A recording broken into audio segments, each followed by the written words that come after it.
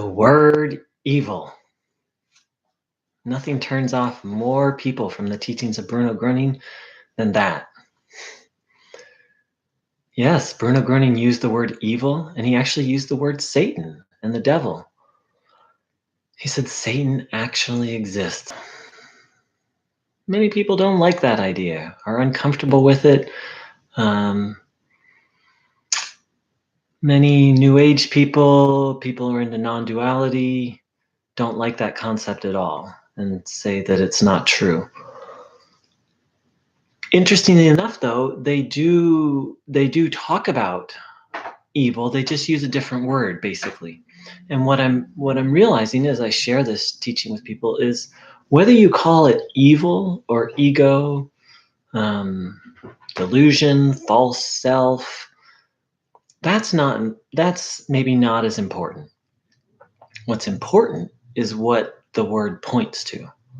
So, according to Bruno Gröning, in each moment, what's most important is what we're connected to. Now, he used the word good and evil. You can use the word love or fear, God or ego, God or false self, truth or illusion.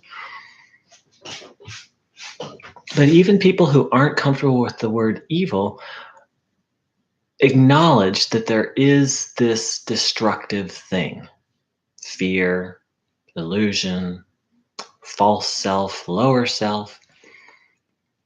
So the specific word isn't important.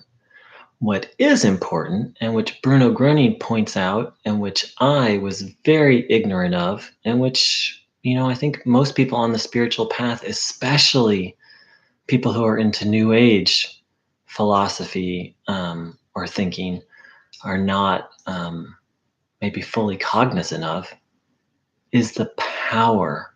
So let's put aside the word evil. And ego or fear are sort of the words that I was most comfortable with, and which I'm guessing most people on the spiritual path, especially a New Age path, are more.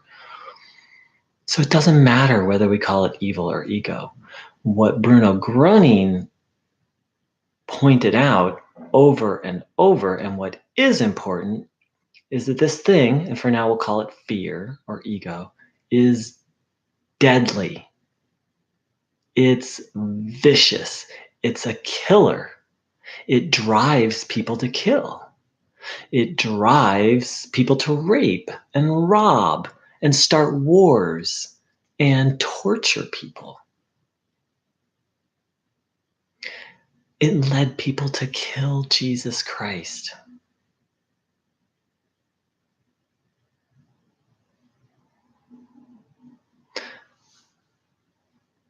Bruno Gröning says it very simply. He says, the good is that which regenerates, evil is that which destroys. So again, we can call it the good or God or higher self is that which regenerates, heals, makes happy. And ego is that which destroys, causes disease, causes suffering, causes people to hurt each other.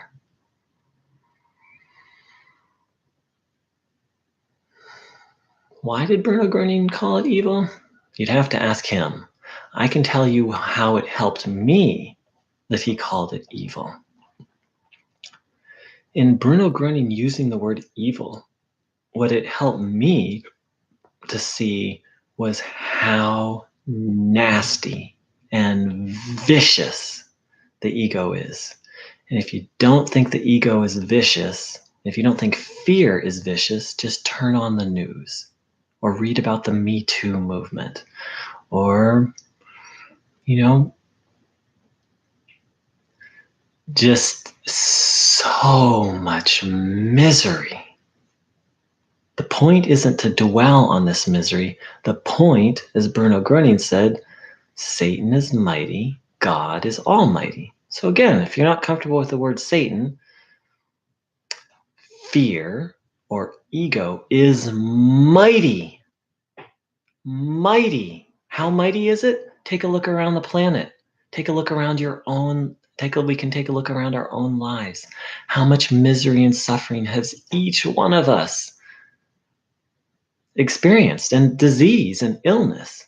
That's how mighty ego is. That's how mighty fear is. And then you take it up a notch, and we look at people committing suicide, destruction of life on this planet. So that's what's important, is to get that. And what's important is to stay connected to, whether you call it God, the good, higher self, inspiration. You know, a really popular author, what's his name? Um, from Ho'oponopono. I'm blanking on his name right now. Well, the person who originated it, Dr. Hugh Len, the current version of Ho'oponopono that's being taught, he said, in each moment you're in inspiration or fear.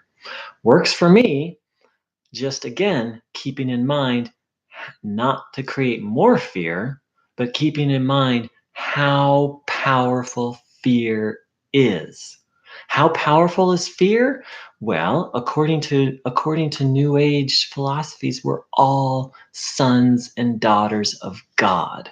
We can all do what Christ did. Bruno Gröning made that very clear, that that's another video, but he made it very clear that what he did is what we're all capable of. And so, how powerful is fear? How mighty is fear or ego? Well, just look at our lives. Are most of us living like masters? No. That's how powerful fear is. That's how powerful ego is. And that's why I'm very grateful that Bruno Gröning used the word evil to help me understand how vicious and deadly. Okay, sure, the soul is immortal. Evil can't kill the soul, but it can create the experience of hell. I know. I know evil well. I went very far down the hole before I found this teaching. I'll make a video about that sometime.